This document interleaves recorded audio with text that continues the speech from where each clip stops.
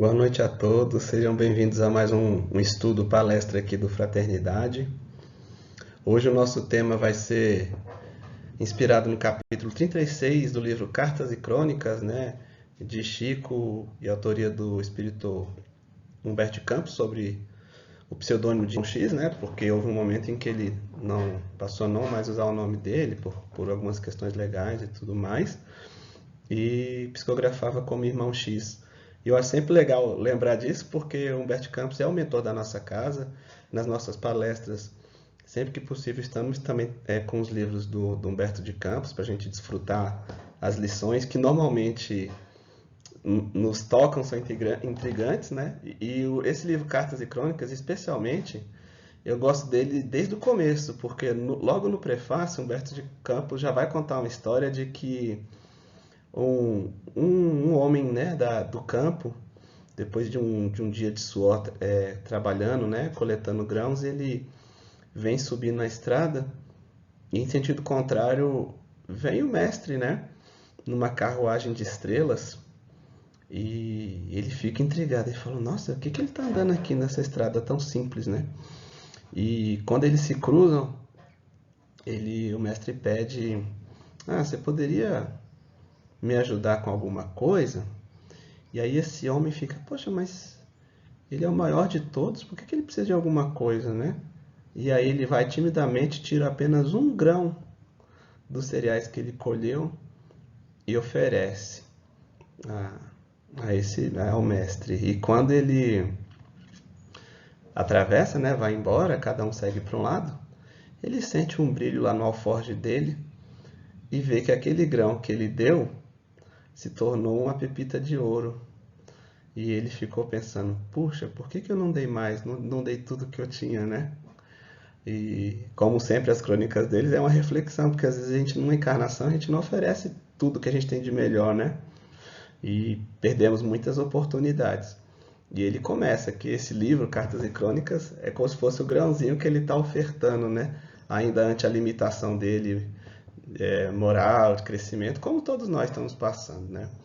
Então é um livro muito emocionante de ler, só que a gente não vai se ater hoje a essa lição, vai ser a lição 36 que a gente vai estudar, mas antes disso eu gostaria de fazer a nossa prece para que a gente se harmonize e de fato consigamos absorver o melhor dessa lição de hoje.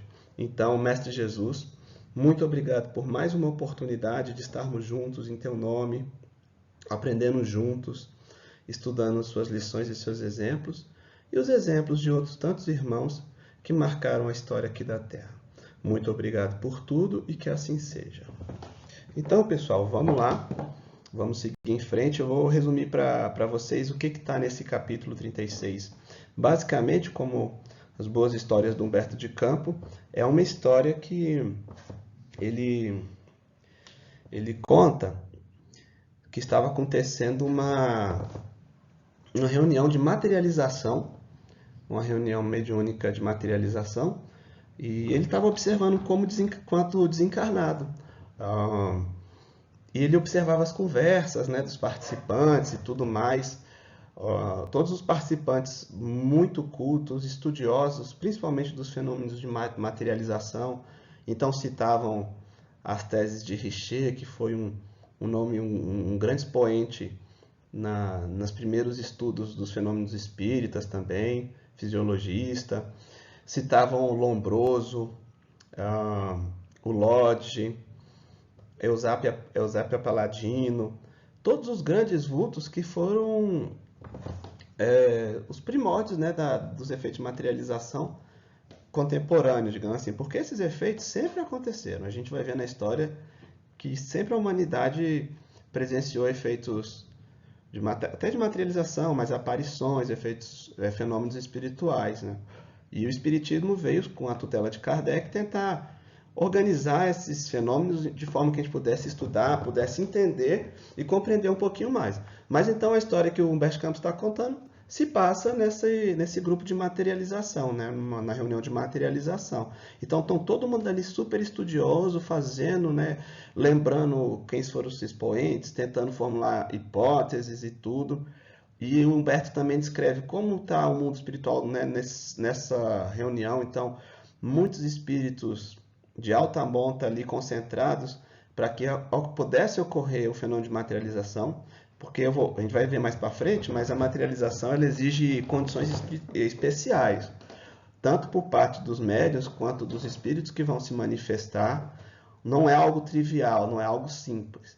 Então havia todo um esforço para que aquela reunião acontecesse da melhor forma possível.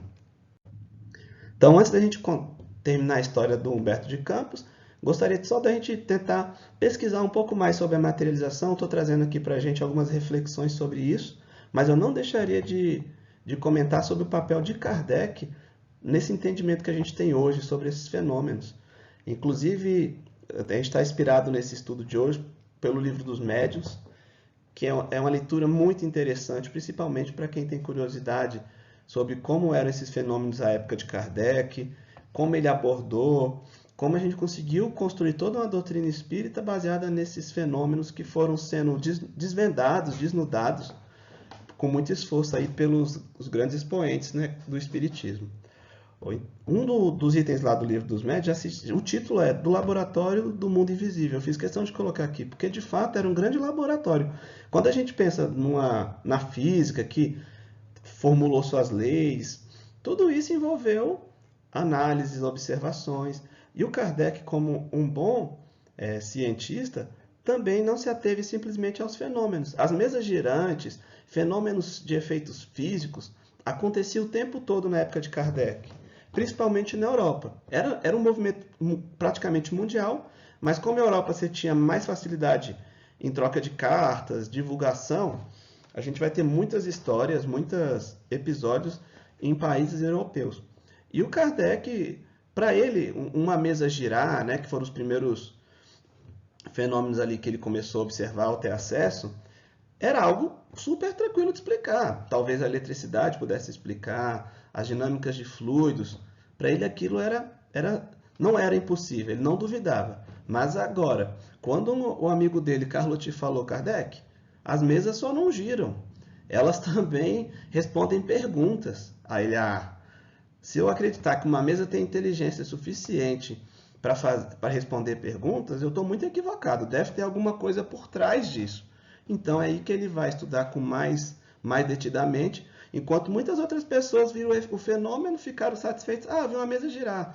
Perguntei se eu ia casar, falou que sim. As nossas fofoquinhas do mundo cotidiano.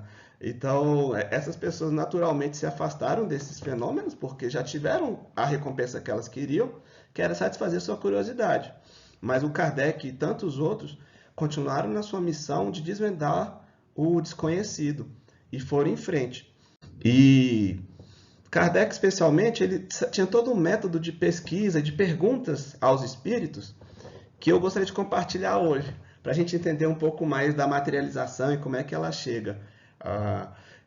Houve um episódio que o Kardec conta no Livro dos Médiuns, que é sobre uma senhora que estava muito enferma, em situações possivelmente até de desencarne, estava numa enfermidade difícil, e no momento em que ela acorda, ela se depara com um senhor que ela conhecia, porque ela tinha muito apreço, sentada na poltrona do quarto dela.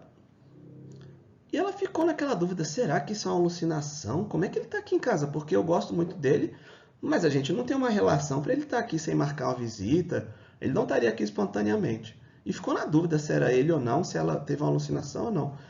Mas esse senhor, peculiarmente, na cadeira que ele estava, ele portava uma caixinha de rapé. Para quem não sabe, rapé era o tabaco, né, moído, e era comum eles utilizarem isso numa caixinha. Então tem até aqui a foto da caixinha, né, e ela ficou intrigada com aquilo. No dia seguinte ela teve uma melhora formidável, já estava bem melhor da enfermidade. E aí passou-se alguns dias, esse senhor que ela viu foi fazer uma visita para ela. Aí eles conversaram muito e ela falou, poxa, que legal aquele dia que você veio aqui em Graça, eu agradeço muito. Aí o senhor, como? Eu não tive aí, é a primeira vez que eu venho depois que a gente se viu lá, tempos atrás. E aí ela que já tinha um conhecimento espírita, entendeu o que tinha acontecido e que possivelmente ele deveria ter aparecido para ela em espírito. E ela conseguiu vê-lo, né? Então, fica essa história, né? E depois o Kardec continua intrigado com esses fenômenos e eles têm uma conversa com o espírito de São Luís. As evocações, né? Porque quando são grupos sérios, era muito comum você evocar alguns espíritos que você já sabia que eram moralmente idôneos, mais sérios, para tirar algumas dúvidas e formular teorias sobre aqueles fenômenos. Então, nessa evocação do São Luís, Kardec começa a abordar umas dúvidas que ele tinha. Uma dúvida na época que talvez para a gente hoje não seja algo de outro mundo, até porque a gente tem acesso à codificação, era a seguinte: por que os espíritos apresentam com roupa? Né, eles sempre apresentam, até trouxe uma foto aqui, como se fosse uma ilustração aqui de uma reunião mediúnica. Tem o Chico, o Emmanuel, o André Luiz, né, com a roupa de médico dele, todos os espíritos com sua vestimenta. Aí o Kardec tentava formular teorias para explicar isso. Uma delas é, será que essas roupas, esses materiais que os espíritos apresentam? Então, no caso daquele senhor, ele estava com a caixinha de rapé, que foi documentado, né? Será que isso é como se fosse um dupletério das coisas? Por exemplo, a gente quando desencarna, a gente continua ainda tendo o nosso perispírito e ele se manifesta. A gente, quando alguém com vidência vê um espírito, provavelmente, desencarnado, ele tá vendo ali o perispírito. E o Kardec tinha uma ideia, será que as coisas também têm perispírito? Porque, por exemplo, se tinha uma caixinha de rapé ali, será que essa caixinha de rapé que apareceu no quarto da moça era, uma certa forma, um dupletério do rapé?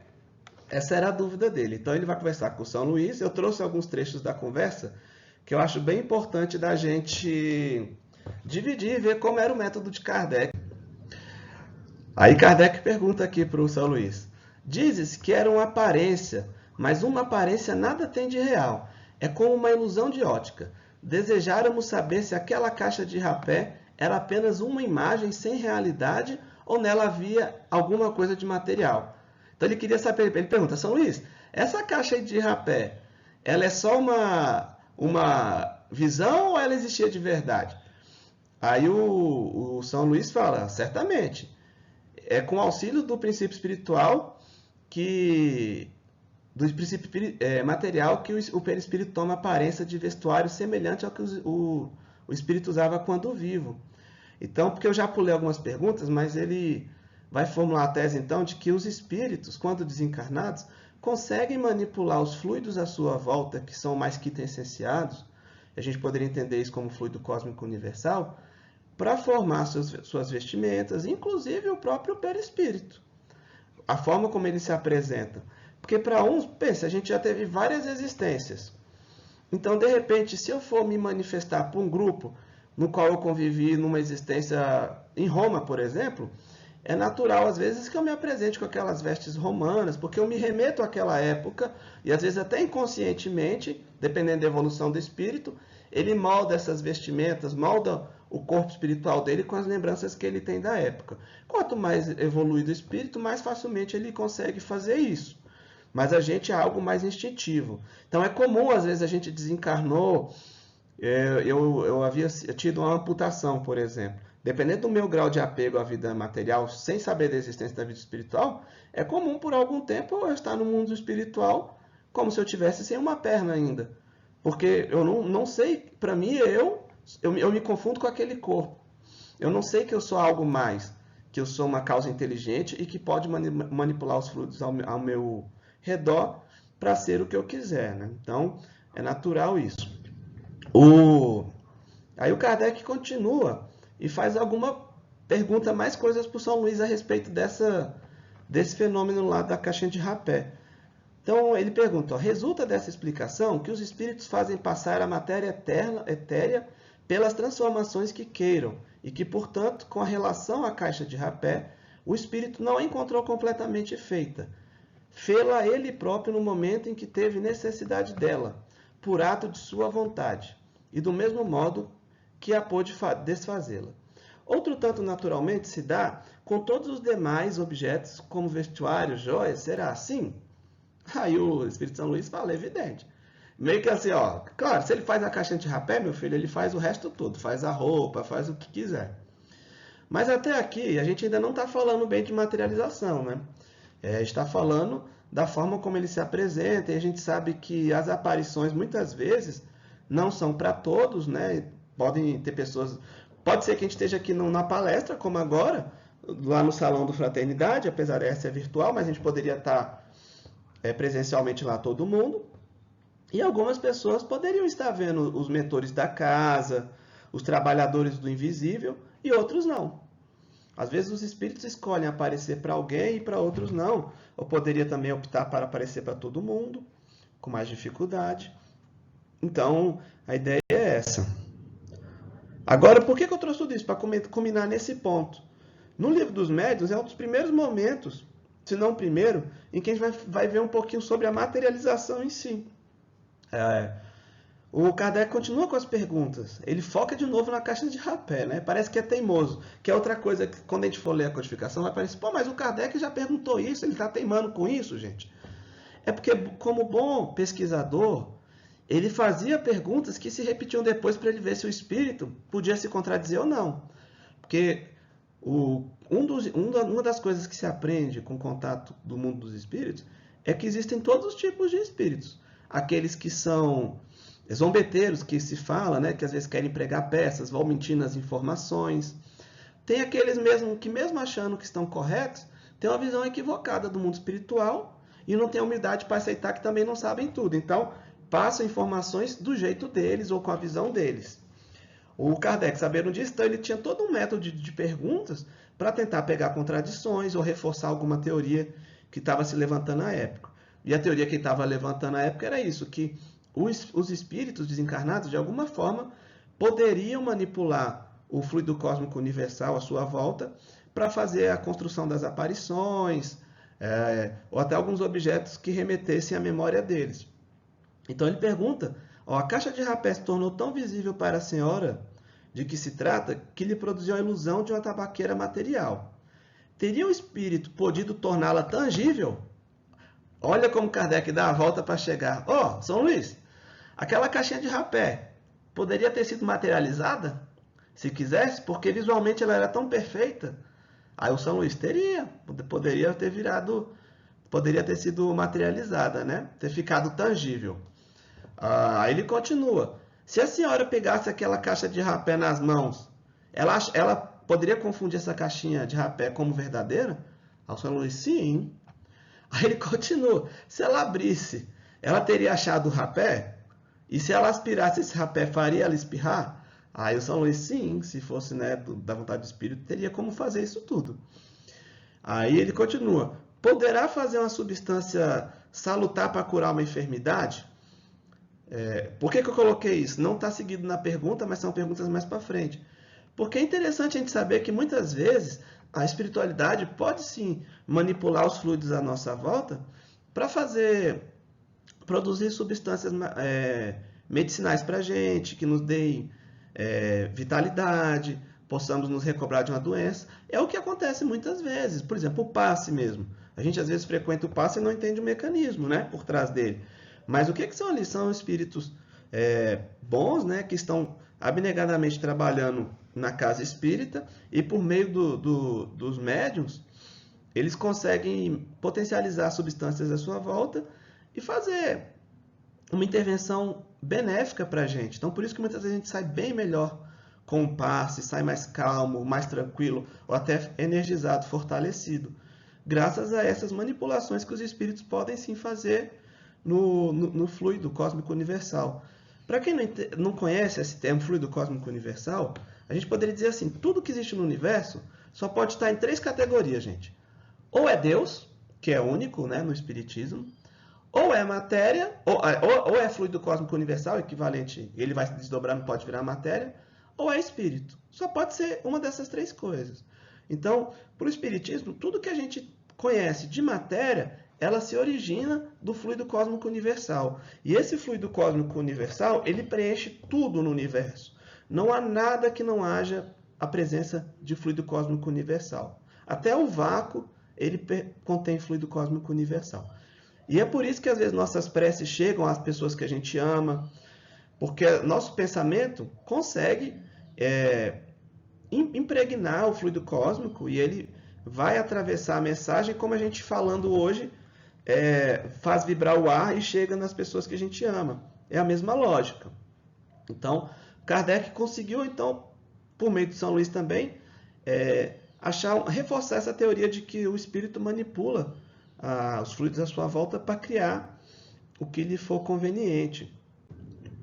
E aí a gente chega na materialização, que realmente, quando o São Luís dá a entender que sim, poderia ter materializado a caixa de rapé, a gente começa a entender o mecanismo das materializações, que são fenômenos, né, como eu disse, que já acontecem há muito tempo.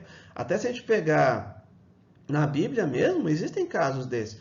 Quando Jesus está no monte, né, ele sofre uma transfiguração, a roupa dele fica resplandecente, toda branca, e aparecem dali, repentinamente, Moisés e Elias. O que são Moisés e Elias? Se não uma aparição. E dependendo do grau do fornecimento de fluidos ali, se a gente o tocasse e fosse da vontade dele, seriam mesmo tangíveis. Poderíamos tocá-los. Isso são as materializações. Eu trouxe aqui algumas imagens de experimentos envolvendo materializações. Era muito comum, pessoal, na época de Kardec, essas reuniões de materialização, até para se estudar aquilo. Então, era interessante as experiências que se faziam. Tem um livro, até brasileiro, chama O Trabalho dos Mortos. É interessante. Eu acho que tem na internet. A gente vê muitas abordagens sobre a materialização lá e alguns experimentos para tentar provar que aquilo era real. Um deles são essas mãos de cera. Era comum você pegar tonéis que tinham parafina fervente, quente. Se a gente humano, encarnado, se a gente colocasse a mão ali, naturalmente a gente teria uma queimadura de 3º grau terrível, colocar a mão numa cera quente. Mas então o que acontecia ali? O espírito se materializava, formava uma mão, por exemplo, essa mão era imersa no tonel de parafina, aí depois você tirava esse molde. Como era uma materialização e não uma mão de carne e osso, como a gente conhece, ela se desvanecia e ficava um balde vazio da mão. Olha a perfeição, depois procurem na internet. Olha a perfeição dessas mãos aqui. Se vocês depois acharem, tem até uns pontinhos coloridos, pretos, que eram experimentos. Então o pessoal colocava esses pigmentos para marcar que aquela parafina não tinha sido adulterada, era aquela lá do momento em que foi feita a materialização. E você vê a posição do dedo, eles tentavam entrelaçar, colocar de forma que uma mão, se por algum motivo, mesmo que não queimasse, fosse feita ali, para tirar a mão de dentro, ela destruiria o molde, né, de parafina ou de gesso. Há também aqui, eu compartilho com vocês um caso bem famoso de materialização, que é da Kate King. Ele chamou a atenção de um cientista famoso mundial, que é o William Crookes, que está associado à criação do microscópio e tantas outras patentes. Ele se dedicou a estudar também esses fenômenos, que eram muito comuns na época. Isso que eu repito, não é só Kardec. A gente fala muito de Kardec porque ele tem um papel de codificador. Mas muitos outros grandes cientistas da época se debruçaram sobre esses fenômenos para tentar entendê-los. Essa imagem que eu trouxe, o William Crookes, a ilustração, né, ele está tentando medir o pulso. A materialização era tão perfeita do espírito Kate King que você conseguia sentir o pulso dela. Às vezes as pegadas dela no piso, porque se colocava talco para ver se estava materializado mesmo. Então são várias abordagens.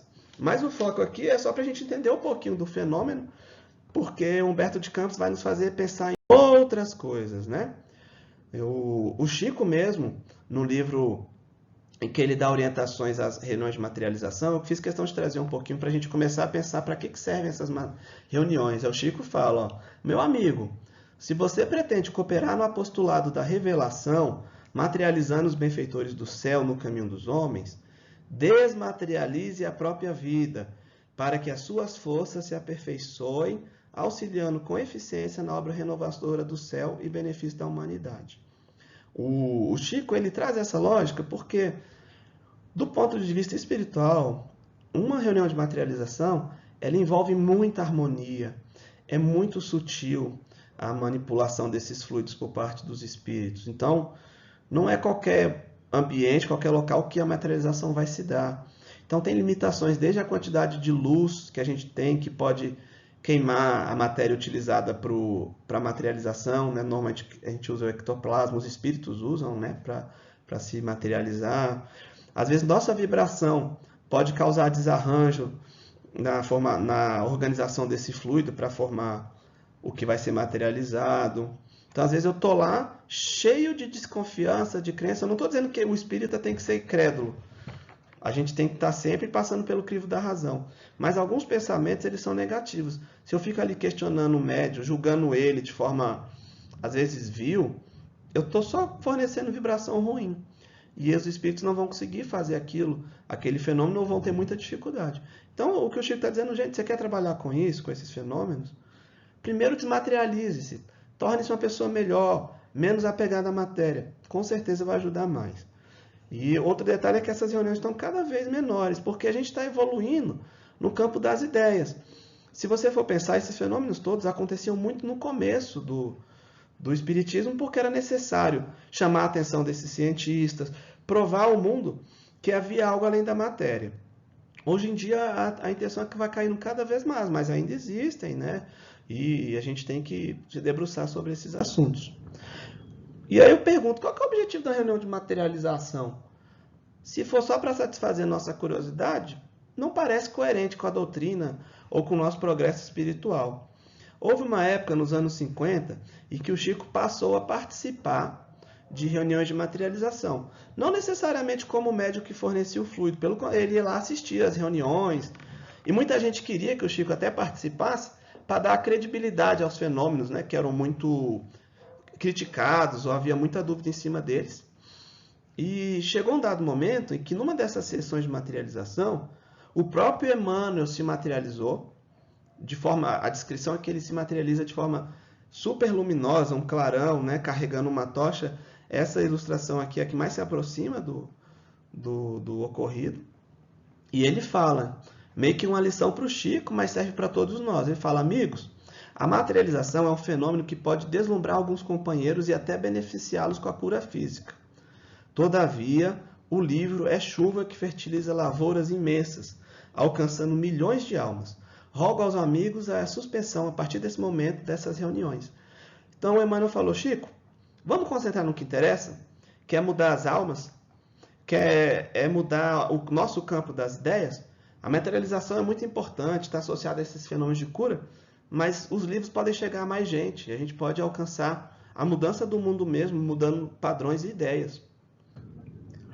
E aí, para isso, até eu trago, reforçando a ideia do Emmanuel, eu trago a parábola do mal rico para a gente refletir.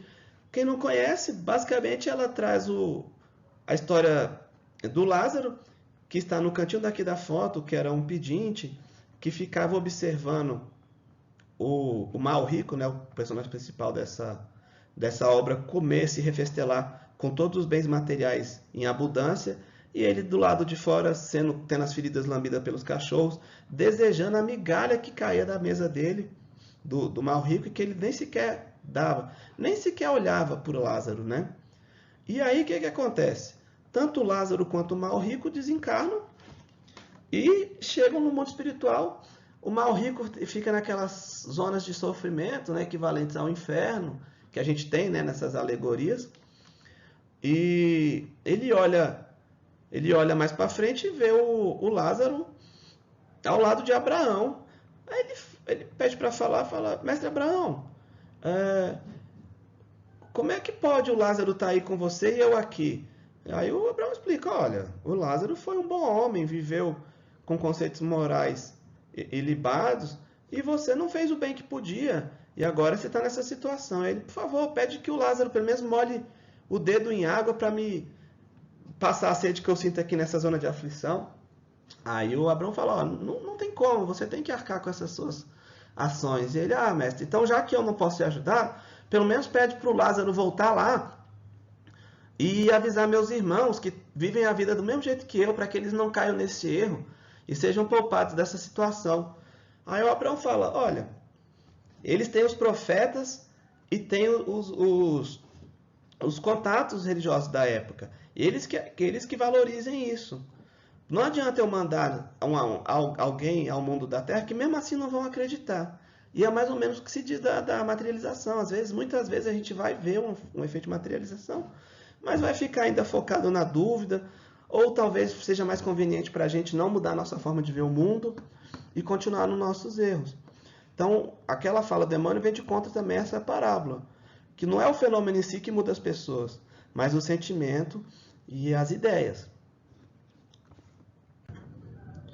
E aí nisso eu reforço que tem 3 tipos de espíritas. Lá no Livro dos Médiuns, o Kardec fala em 3 tipos de espíritas. É muito interessante. E aí vamos ver em que tipo de espírita a gente se encaixa. Ele comenta que tem um tipo de espírita experimentador, que é aquele que só está focado no fenômeno. Então são aquelas pessoas que só querem ir para o grupo mediúnico, ver alguém dando passividade, ou vão nessas reuniões de materialização para ver o fenômeno em si.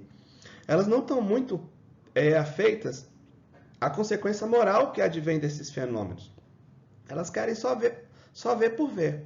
Aí depois ele diz que tem uns espíritas imperfeitos. Eu coloquei aqui a pessoa com várias máscaras, que normalmente é onde a gente se encaixa. A gente estuda o espiritismo, acredita, passa pelo crivo da lógica, gostamos da parte moral desse aspecto, mas mesmo assim a gente não muda as nossas ações, a gente não muda interiormente. Então ele diz que são os espíritas imperfeitos, a gente não está disposto a fazer mudança, mesmo sabendo de tudo que acontece. E por fim tem os espíritas cristãos, ou os espíritas perfeitos, né? Assim, que seriam aqueles que passaram por essa fase toda, eles acreditam no espiritismo e fazem o máximo para mudar, fazem o máximo para se melhorar. Não ficam presos só aos fenômenos materiais. Essa é a grande diferença. E esses espíritas são os que a gente deve ser, ou lutar para ser, né? A gente conhece tudo isso. Eu fico pensando, o que adiantaria vir hoje um espírito materializado se a gente não mudasse a nossa forma de ver o mundo? Se a gente continuasse só preso nas coisas materiais? E aí aqui é até uma imagem para a gente refletir, que vai remeter ao fim da história. Eu não contei o fim da história do Humberto de Campos, lá da materialização. Então, todos aqueles cientistas que estavam lá no começo da reunião, falando e acontecendo sobre a materialização, super envolvidos com materialização, termina a reunião de materialização, eles saem com alguns questionamentos até maldosos acerca dos médiuns que estavam ali envolvidos, e vão discutindo, mostrando, desfilando conhecimento, cada um querendo saber mais que o outro. A espiritualidade tenta encaminhar 2 irmãos que estavam doentes, em situação de miséria, para falar com esses participantes do grupo, para pedir ajuda. Esses mendigos estavam até com ideias suicidas. E o pessoal do grupo sai como se nada acontecesse, nem sequer olha nos olhos dessas pessoas. E aí um companheiro do Humberto de Campos, que também está desencarnado, fala, mas Humberto, eles sabem tanto dessas coisas, viram qual foi a utilidade então de se materializar um espírito para eles, se eles não mudam nada moralmente, se eles continuam sem fazer a caridade. E aí que o Humberto de Campos fala, né? De fato, às vezes quem tem mais é que menos dá valor a parte moral, ao aprendizado moral. E essa imagem nos remete, foi uma estátua que colocaram à frente de uma igreja, chama-se Jesus Mendigo. Muitas pessoas não sabiam que era estátua, nem sequer olharam para ele, né? E alguns ficaram incomodados. Pô, como é que coloca um mendigo aqui na porta da igreja? E se é Jesus, mais um motivo. Jesus não é mendigo, coisa estranha. E esquecem, né, que Jesus é o nosso convite a doar mais. Lembra daquela história do começo, do Humberto? Né? Aquele grãozinho que ele deu virou ouro. Por que a gente não dá os nossos grãozinhos, dá mais para tentar melhorar e sermos melhor? Então essa é a reflexão desse estudo de hoje. Eu tentei trazer um pouquinho da materialização, mas o que eu acho que é importante que fique é que o melhor fenômeno que existe é aquele da nossa mudança interior. Quando a gente passa a ver o mundo com os olhos do bem e da caridade, a gente materializa o bem e a caridade. Porque se os espíritos encarnados podem materializar coisas, a gente também pode. Às vezes o câncer que nos mata é a materialização dos nossos pensamentos doentios. Ao mesmo tempo, a cura que a gente almeja, ela pode vir do pensamento positivo que a gente tem, do bem que a gente carrega para o próximo. Tudo depende da gente. Mas então é isso, pessoal. Obrigado pelo estudo de hoje. Espero que tenha conseguido trazer um pouquinho que seja sobre esse fenômeno da materialização, mas, acima de tudo, a nossa necessidade de desmaterializar os nossos pensamentos nefastos, nossos pensamentos egoístas e materializar o bem que a gente pode. Muito obrigado e vamos fazer nossa prece final. Mestre Jesus, muito obrigado pelo dia de hoje, por esse estudo, por esse ensinamento, que nós possamos realmente nos dedicar ao bem que é possível e nos tornarmos bons espíritas, não espíritas imperfeitos. Obrigado por tudo e que assim seja.